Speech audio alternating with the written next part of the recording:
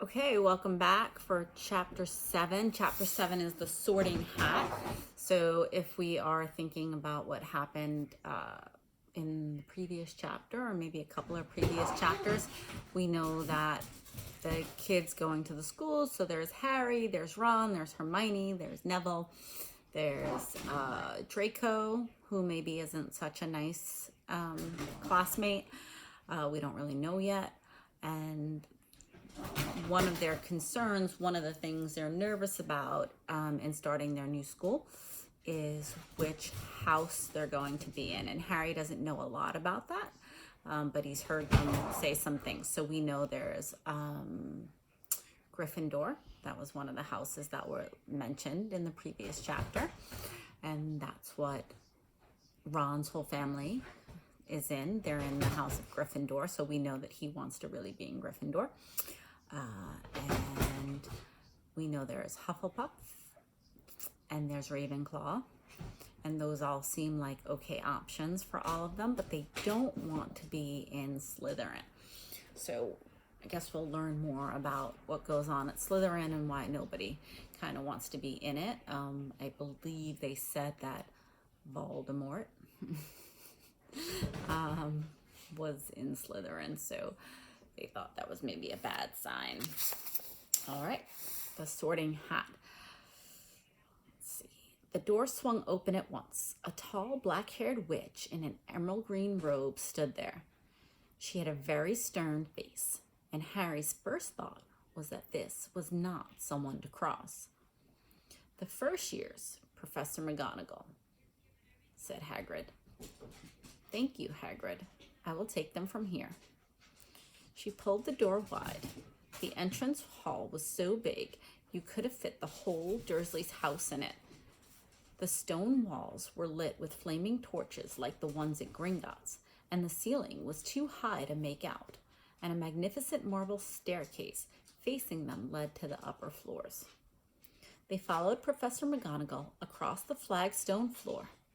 Harry could hear the drone of hundreds of voices from a doorway to the right.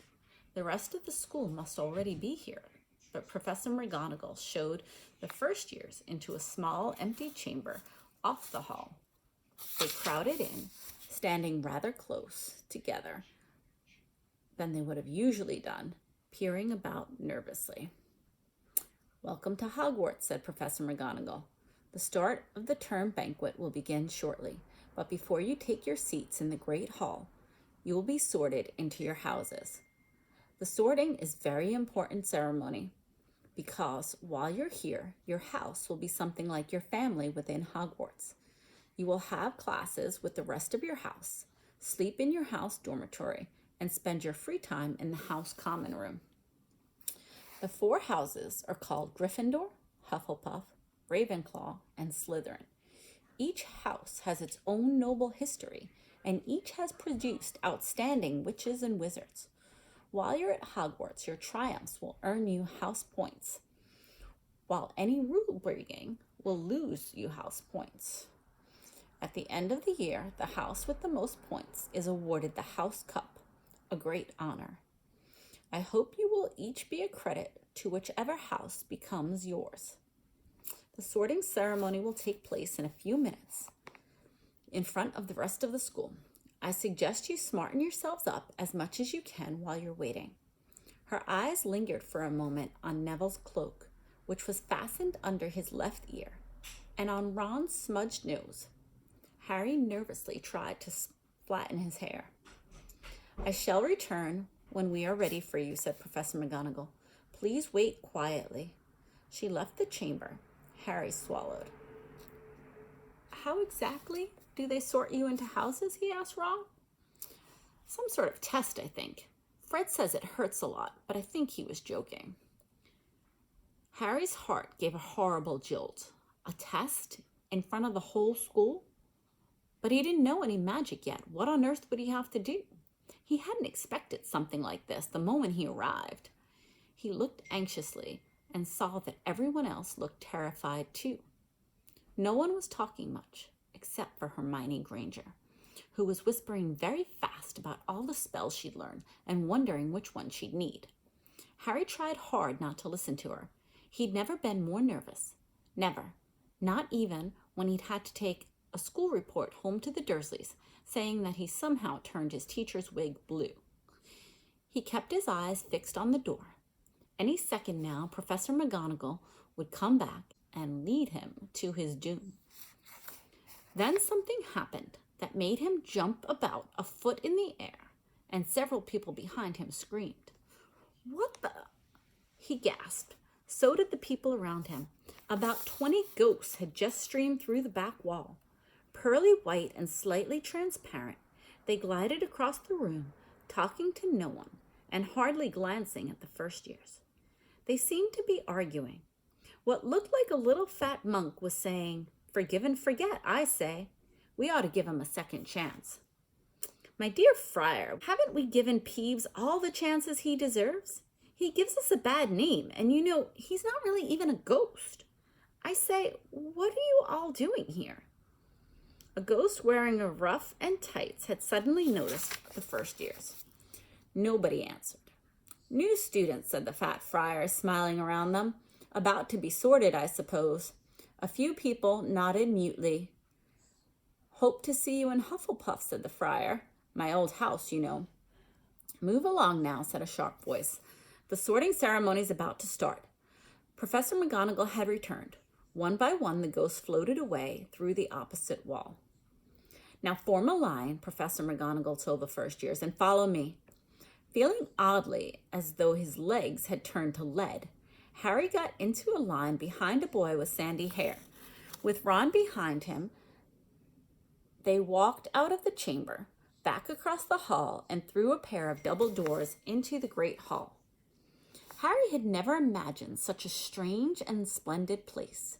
It was lit by thousands and thousands of candles that were floating in midair over 4 long tables where the rest of the students were sitting. These tables were laid with glittering golden plates and goblets. At the top of the hall was another long table where the teachers were sitting. Professor McGonagall led the first years up here so that they came to a halt in the line facing the other students, with the teachers behind them. The hundreds of faces staring at them looked like pale lanterns in the flickering candlelight. Dotted here and there among the students, the ghosts shone misty silver. Mainly to avoid all the staring eyes, Harry looked up at the ward and saw a velvety black ceiling dotted with stars.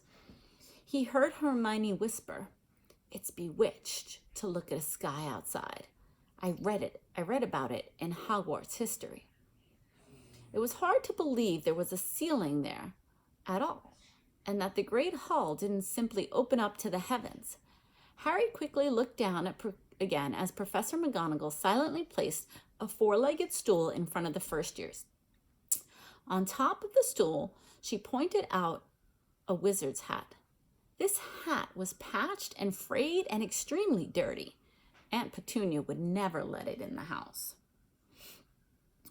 Maybe they had to try to get a rabbit out of it, Harry thought wildly. That seemed the sort of thing. Noticing that everyone in the hall was now staring at the hat, he stared at it too. For a few seconds, there was complete silence. Then the hat twitched. A rip near the brim opened wide like a mouth, and the hat began to sing. "Oh, you may not think I'm pretty, but don't judge on what you see. I'll eat myself if you can find a smarter hat than me. You can keep your bowlers black, your top hat sleek and tall, for I'm the Hogwarts sorting hat and I can cap them all. There's nothing hidden in your head the sorting hat can't see. So try me and I will tell you where you ought to be." It's a long song. "You might be in Gryffindor, where dwell the brave at heart. Their daring nerve and chivalry set Gryffindors apart. You might belong in Hufflepuff, where they are just and loyal. Those patient Hufflepuffs are true and unafraid of toil. Or yet in wise old Ravenclaw, if you've a ready mind, where those of wit and learning will always find their kind. or perhaps in Slytherin. You'll make your real friends. Those cunning folks use any means to achieve their ends. So put me on, don't be afraid, and don't get in a flap. You're in safe hands, though I have none, for I'm a thinking cap. All right. The whole hall burst into applause as the hat finished its song.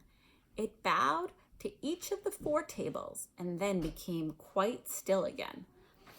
So it seems to me that this hat is going to decide which house they get in, because the hat says that he can see inside their head and knows their every thought. There's nothing hidden in your head the sorting hat can't see. So the hat is going to, it seems to me, kind of read their mind and decide which house they belong to. So let's see what happens. So we've just got to try on the hat, Ron whispered to Harry. I'll kill Fred. He was going on and on about wrestling a troll. Harry smiled weakly. Yes, trying on the hat was a lot better than having to do a spell, but he did wish they could have tried it on without everyone watching. The hat seemed to be asking rather a lot. Harry didn't feel brave or quick-witted or any of it at the moment. If only the hat had mentioned a house for people who felt a bit queasy, that would have been the one for him. Professor McGonagall now stepped forward, holding a long roll of parchment. When I call your name, you will put on the hat and sit on the stool to be sorted. She said, Abat Hannah.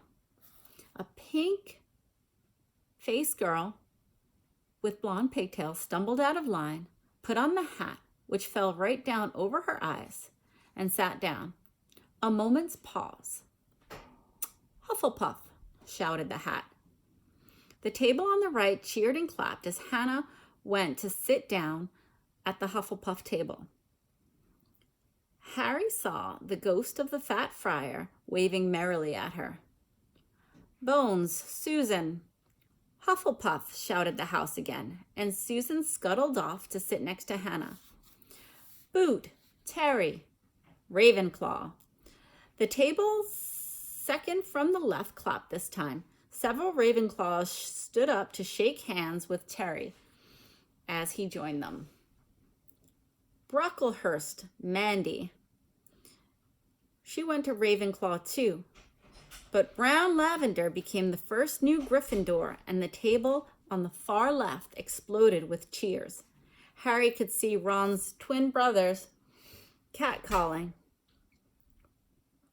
Bulstrode, Millicent, then became a Slytherin. Perhaps it was Harry's imagination. After all he'd heard about Slytherin, but he thought they looked like an unpleasant lot. He was starting to definitely feel sick now. He remembered being picked for teams during gym at his old school. He had always been the last to be chosen, not because he was no good, but because no one wanted Dudley to think that they liked him. Finch Fletchley, Justin, Hufflepuff. There's a lot of names in this section that could be a bit challenging, but it doesn't really matter what their names are so much, right? So we do want to keep track of some of our main characters, but that we know that the other people are just other kids in the hall right now getting sorted. That's what's important. Sometimes Harry noticed that the hat shouted out the house at once, but at others it took a little while to decide. Finnegan, Seamus, the sandy-haired boy next to Harry in the line, sat on the stool for almost a whole minute before the hat declared him a Gryffindor. Granger, Hermione. Hermione almost ran to the stool and jammed the hat eagerly on her head. Gryffindor, shouted the hat. Ron groaned. A horrible thought struck Harry, as horrible thoughts always do when you're very nervous. What if he wasn't chosen at all? What if he just sat there with the hat over his eyes for ages until Professor McGonagall jerked it off his head and said that he'd obviously been there by mistake and he'd better get back on the train? When Neville Longbottom, the boy who kept losing his toad, was called, he fell over on his way to the stool. The hat took a long time to decide with Neville. When it finally shouted Gryffindor, Neville ran off still wearing it, and he had to jog back amid gales of laughter to give it to McDougal Morg. Malfoy swaggered forward when his name was called, and he got his wish at once. The hat barely touched his head when it screamed Slytherin. Malfoy went to join his friends, Crabbe and Goyle, looking pleased with himself. There weren't many people left now. Moon, Knot, Parkinson, then a pair of twin girls, Patil and Patil, then Perks, Sally Ann, and then, at last, Potter, Harry. As Harry stepped forward, whispers suddenly broke out like little hissing fires all over the hall. Potter, did he say? The Harry Potter?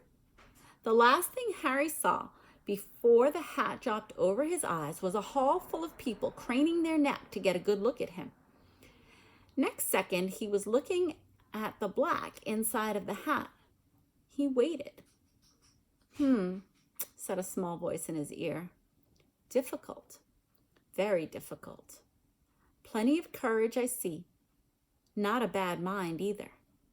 There's talent. Oh my goodness, yes. And a nice thirst to prove yourself. Now that's interesting. So where shall I put you? Harry gripped the edges of the stool and thought, not Slytherin, not Slytherin. Not Slytherin, eh? Said a small voice. Are you sure? You could be great, you know. It's all here in your head. And Slytherin will help you on the way to greatness, no doubt. No?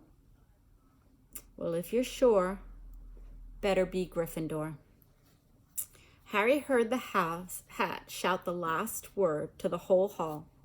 He took off the hat and walked shakily toward the Gryffindor table. He was so relieved to have been chosen and not put in Slytherin, he hardly noticed that he was getting the loudest cheer yet. Percy, the prefect, got up and shook his hand vigorously, while the Weasley twins yelled, "We got Potter! We got Potter!"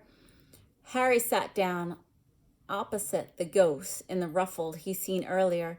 The ghost patted his arm, giving Harry the sudden, horrible feeling he just plunged into a bucket of cold water. He could see the high table properly now. At the nearest him sat Hagrid, who caught his eye and gave him a thumbs up. Harry grinned back.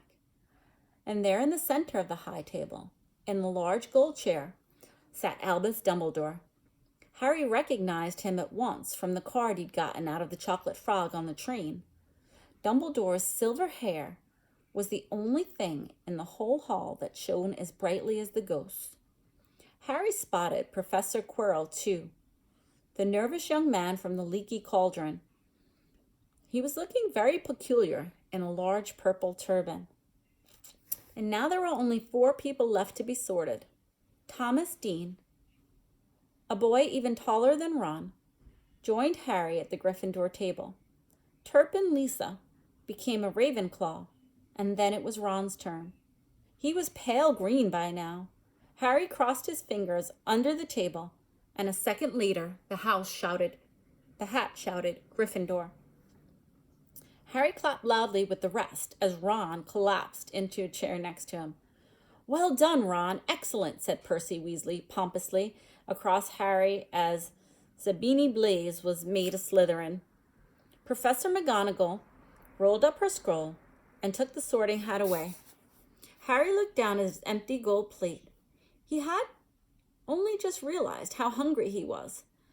The pumpkin pasties seemed ages ago. Albus Dumbledore had gotten to his feet.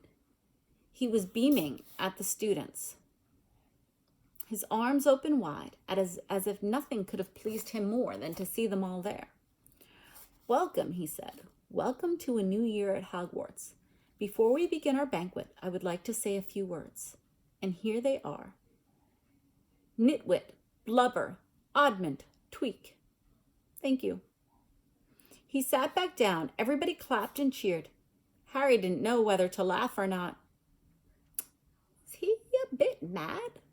He asked Percy uncertainly. Mad, said Percy airily. He's a genius, best wizard in the world. But he is a bit mad, yes. Potatoes, Harry? Harry's mouth fell open. The dishes in front of him were now piled with food. He had never seen so many things he liked to eat at one table. Roast beef, roast chicken, pork chops, lamb chops, sausages, bacon, steak, boiled potatoes, roasted potatoes, fries, Yorkshire pudding, peas, carrots, gravy, ketchup, and for some strange reason, peppermint humbugs. The Dursleys had never exactly starved Harry, but he'd never been allowed to eat as much as he liked.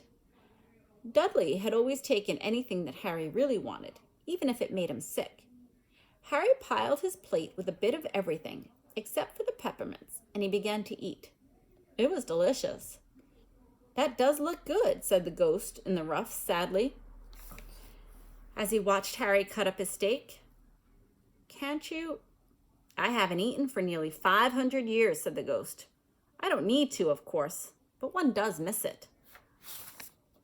I don't think I've introduced myself. Sir Nicholas de Mimsy Porpington, at your service, resident ghost of Gryffindor Tower.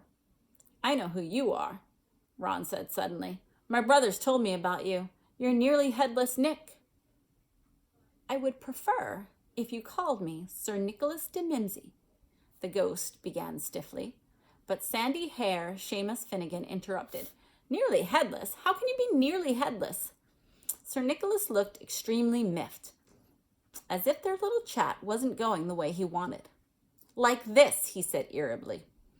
He seized his left ear and pulled. His whole head swung off his neck and fell onto his shoulders as if it were on a hinge. Someone had obviously tried to behead him, but not done it properly. Looking pleased at the stunned looks on their faces, nearly headless Nick flipped his head back onto his neck, coughed, and said, So, new Gryffindors, I hope you're going to help us win the house championship this year. Gryffindors have never gone so long without winning. Slytherins have got the cup 6 years in a row. The bloody Baron's become almost unbearable. He's the Slytherin ghost. Harry looked over at the Slytherin table and saw a horrible ghost sitting there, with blank, staring eyes, a gaunt face, and robes stained with silver blood. He was right next to Malfoy, who, Harry was pleased to see, didn't look too pleased with the seating arrangements. How did he get covered in blood? Asked Seamus with great interest. I've never asked, said nearly headless Nick. When everyone had eaten as much as they could, the remains of the food faded from plates, leaving them sparkling clean as before they started. A moment later, desserts appeared. Blocks of ice cream in every flavor you could think of. Apple pies, treacle tarts, chocolate eclairs and jam donuts, trifle, strawberries, jello, rice pudding. As Harry helped himself to a treacle tart, the talk turned to their families. I don't know what treacle tart is, but I know it's a dessert. Might want to look it up later, see what it might look like. Lots of dessert options, though. All right, so as Harry helped himself, the talk turned to their families. I don't know, it's a sensitive subject for Harry. Lost his mom and dad. His aunt and uncle not so nice to him, so we'll see what happens. I'm half and half, said Seamus. My dad's a muggle. Mom didn't tell him she was a witch till after they were married. Bit of a nasty shock for him. The others laughed. What about you, Neville, said Ron. Well, my gran brought me up, and she's a witch, said Neville. But the family thought I was all muggle for ages. My great-uncle Algy kept trying to catch me off my guard and force some magic out of me. He pushed me off the end of Blackpool Pier once, and I nearly drowned. But nothing happened until I was 8. Great-uncle Algy came round for dinner, and he was hanging me out of an upstairs window by my ankles when my great-aunt Enid offered him a meringue, and he accidentally let go. But I bounced all the way down to the garden and into the road, and they were all really, really pleased. Gran was crying, she was so happy, and you should have seen their faces when I got in here. They thought I might not be magic enough to come, you see. Great Uncle Algy was so pleased, he brought me my toad. On Harry's other side, Percy Weasley and Hermione were talking about lessons. I do hope they start right away. There's so much to learn. I'm particularly interested in transfiguration, turning something into something else. Of course, it's supposed to be very difficult. You'll be starting small, just matches into needles and that sort of thing. Harry, who was starting to feel warm and sleepy, looked up at the high table again. Hagrid was drinking deeply from his goblet. Professor McGonagall was talking to Professor Dumbledore. Professor Quirrell, in his absurd turban, was talking to a teacher with greasy black hair, a hooked nose, and sallow skin. It happened very suddenly. The hook-nosed teacher looked past Quirrell's turban and straight into Harry's eyes, and a sharp, hot pain shot across the scar on Harry's forehead. Ow. Harry clapped his hand to his head. What is it? Asked Percy. Nothing. The pain had gone as quickly as it had come. Harder to shake off was the feeling Harry had gotten from the teacher's look. A feeling that he did not like Harry at all. Who's that teacher talking to Professor Quirrell? He asked Percy. Oh, you know Quirrell already, do you? No wonder he's looking so nervous. That's Professor Snape. He teaches potions, but he doesn't want to. Everyone knows he's after Quirrell's job. Knows an awful lot about the dark arts, Snape. Harry watched Snape for a while, but Snape didn't look at him again. At last, the desserts too disappeared, and Professor Dumbledore got to his feet again. The hall fell silent. Just a few more words now that we're all fed and watered. I have a few short-term, start-of-the-term notices to give you. First years should note that the forest on the grounds is forbidden to all pupils. And a few of our older students would do well to remember that as well. Dumbledore's twinkling eyes flashed in the direction of the Weasley twins.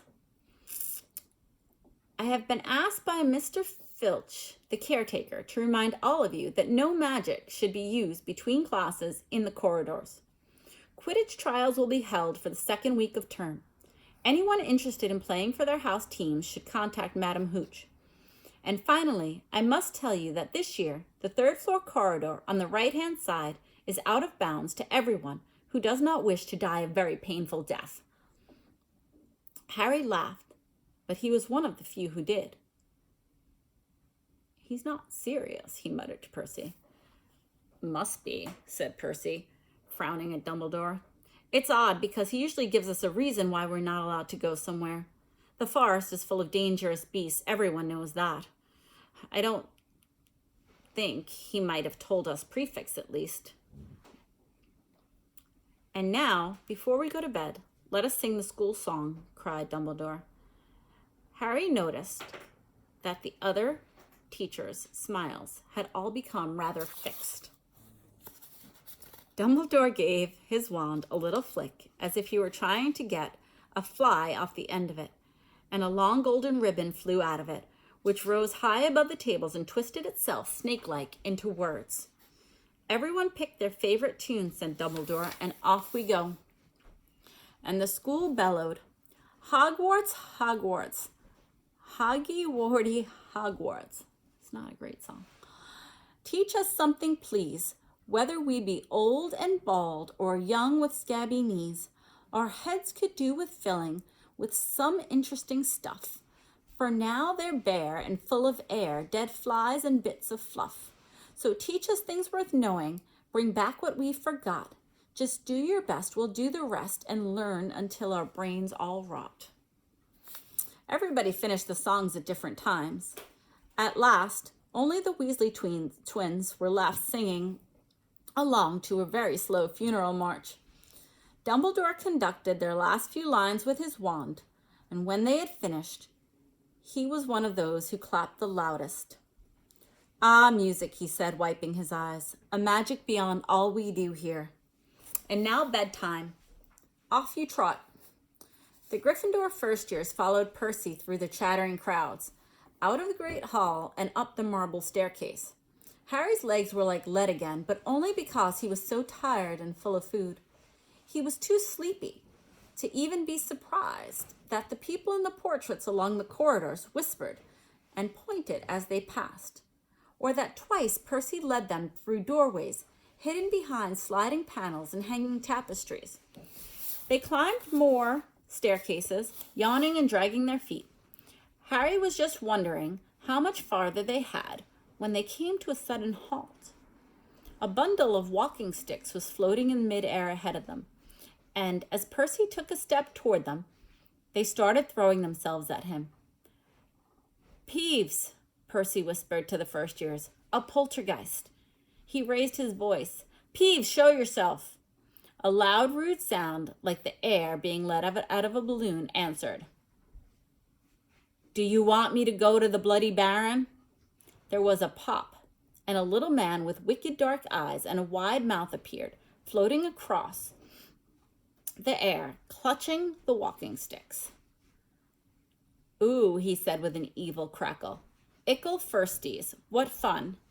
He swooped suddenly at them. They all ducked. "Go away, Peeves, or the Baron'll hear about this, and I mean it," barked Percy. Peeves stuck out his tongue and vanished, dropping the walking sticks on Neville's head. They heard him zooming away, rattling coats of armor as he passed. "You want to watch out for Peeves," said Percy as they set off again. "The Bloody Baron's the only one who can control him. He won't even listen to us prefects. Here we are." At the very end of the corridor hung a portrait of a very fat woman in a pink silk dress. "Password?" she said. "Caput Draconis," said Percy, and the portrait swung forward to reveal a round hole in the wall. They all scrambled through it. Neville needed a leg up, and they found themselves in Gryffindor Common Room, a cozy room full of squashy armchairs. Percy directed the girls through one door, to their dormitory, and the boys to another. At the top of a spiral staircase, they were obviously in one of the towers. They found their beds at last. 5 four-poster beds hung with deep red velvet curtains. Their trunks had already been brought up. Too tired to talk too much, they pulled on their pajamas and fell into bed. "Great food, isn't it?" Ron muttered to Harry. "Get off, Scabbers. He's chewing my sheets."